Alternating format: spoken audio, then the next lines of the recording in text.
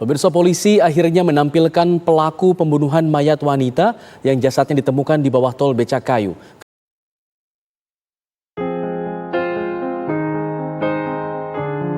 Pembunuh sadis bertroli tersenyum di lift ditahan polisi. Sementara kejiwaan pelaku akan diperiksa besok di Rumah Sakit Polri Kramat Jati, Jakarta Timur. Halo Ute, semoga lancar buat lahirannya, katanya dunia bulan depan ya. So congrats, God bless you, pasti aman semua. Tuh sayang, langsung dapat dari Bams langsung. Thank you Bams. Ya. Hai semuanya, buat sobat dimanapun kalian berada, selamat datang di video pertama channel Cerita AWM. Membahas kasus-kasus yang sedang terjadi dan yang lampau di belahan dunia ini. Semoga para sobat dimanapun berada saat ini dalam keadaan sehat dan penuh keberkahan. Yang belum mendapatkan pekerjaan, saya doakan supaya sobat segera mendapatkan pekerjaan yang dicita-citakan. Amin. Dalam perjalanan hidup, pasti ada momen di mana kita harus menghadapi yang namanya masalah. Pengalaman baik, buruk, dan tidak mengenakan dapat datang kapan saja. Yang terpenting bijak dan ikhlas dalam menghadapinya. Permasalahan dan cobaan datang karena sejumlah alasan, mulai dari pekerjaan, keluarga, dan hubungan pertemanan. Ya, hubungan pertemanan. Tetapi masalah hubungan pertemanan ini tidaklah perlu Anda contoh. Di dalam kasus seorang psikopat bernama Christian Rudolph Tobing. Beberapa waktu lalu, media dihebohkan dengan beredarnya rekaman CCTV yang memperlihatkan seorang pria sedang berada di dalam lift. Pria yang membawa troli itu memberikan senyum kepada orang lain yang berada di lift. Awalnya memang tidak ada yang aneh. Namun setelah ditelusuri, ternyata pria itu merupakan seorang pembunuh yang baru saja membunuh korbannya. Ia meletakkan jasad korban di dalam kantong hitam yang ada di dalam troli bawaannya. Diketahui pria tersebut bernama Christian Rudolph Tobing, berumur 36 tahun, yang merupakan seorang pendeta muda di sebuah gereja yang berada di Bogor. Rudolph mulai aktif beraktivitas di gereja Bogor semenjak Maret tahun 2022. Namun menurut pihak gereja, Rudolph tidak lagi terlihat mengunjungi gereja pada Juli hingga saat ini. Selain menjadi seorang pendeta, Rudolph juga merupakan seorang ahli terapis untuk anak berkebutuhan khusus. Selain aktif menjadi pendeta di gereja, Rudolph juga sering membuat konten-konten berbau agama di akun Instagramnya. Dia juga sempat beberapa kali merambah dunia podcast dengan mengangkat tema keagamaan. Rudolph menghabiskan masa kecil hingga remajanya di Amerika. Pada masa kecil, ia ternyata sering dipukuli oleh ayahnya, sehingga menyebabkan Rudolph kecil mengalami trauma dan sulit mengatur emosi. Setelah menamatkan bangku SMA, Rudolph dideportasi karena ketahuan bekerja secara full-time.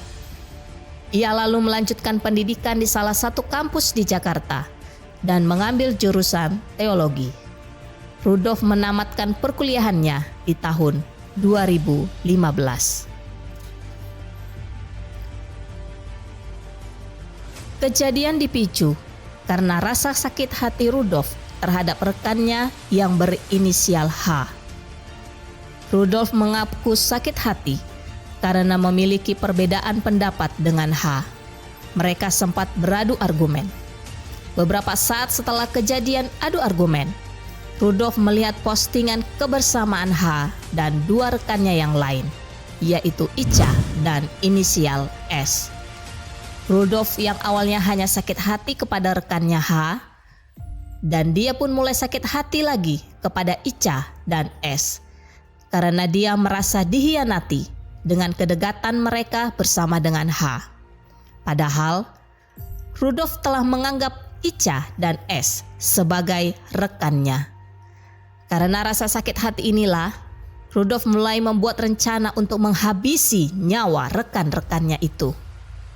Awalnya, Rudolf hanya berniat membunuh H, namun karena H tidak bisa dihubungi, ia mencoba menghubungi S.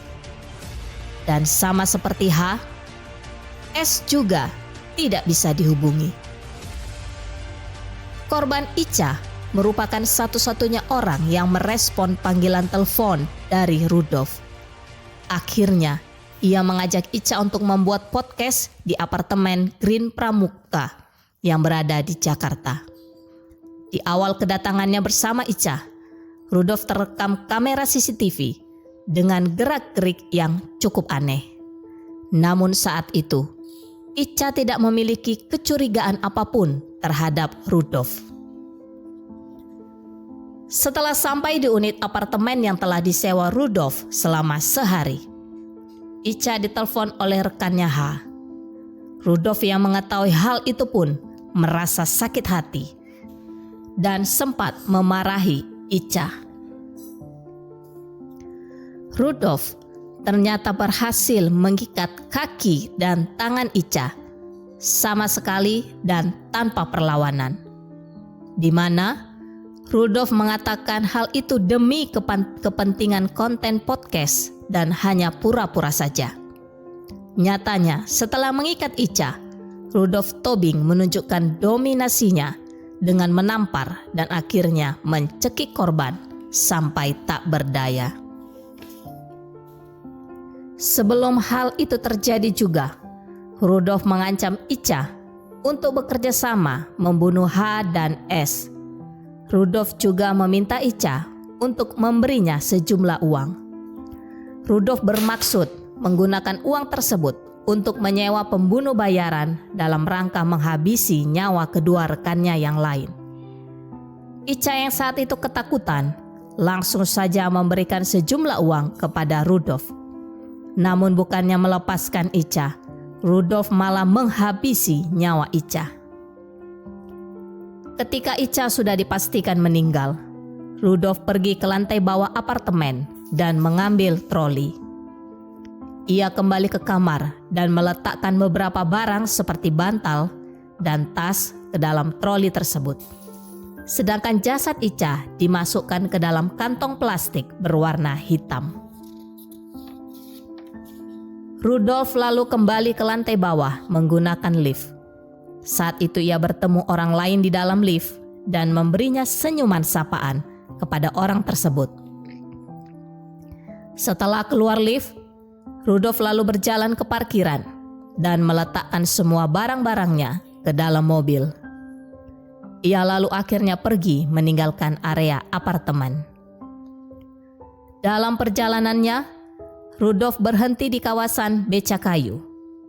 Di sana ia membuang jasad Ica, tepatnya di bawah kolong tol. Warga pun menemukan jasad Ica beberapa waktu setelah itu. Dengan sigap, kepolisian menyelidiki kejadian ini dan akhirnya menangkap Rudolf di daerah Pondok Gede.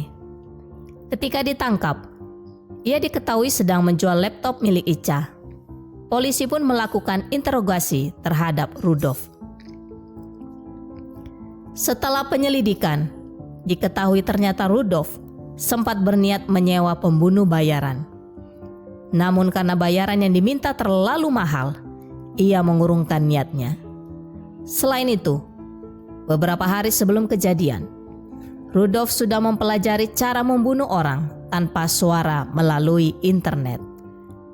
Ia juga mengaku tidak menyesal setelah melakukan aksinya. Bahkan setelah diwawancarai oleh sejumlah penyidik, Rudolf mengaku merasa puas. Ya, merasa puas. Saat ini kasus pembunuhan oleh tersangka Rudolf masih dalam proses pemeriksaan polisi. Saya kira tidak ada kata-kata yang bisa saya ungkapkan seberapa sakitnya karakter dari seorang Rudolf ini, di mana dia yang seorang suami dan seorang bapak dari seorang anak mampu melakukan hal-hal di luar nalar pikiran manusia. Ya, semoga dari kejadian ini, para sobat dimanapun berada, tetap hati-hati dan waspada. Kejahatan bisa mengintai dimanapun dan kapanpun, tanpa memandang kelamin, umur, dan status kita. Tetap jaga kesehatan dan salam dari AWM. Terima kasih.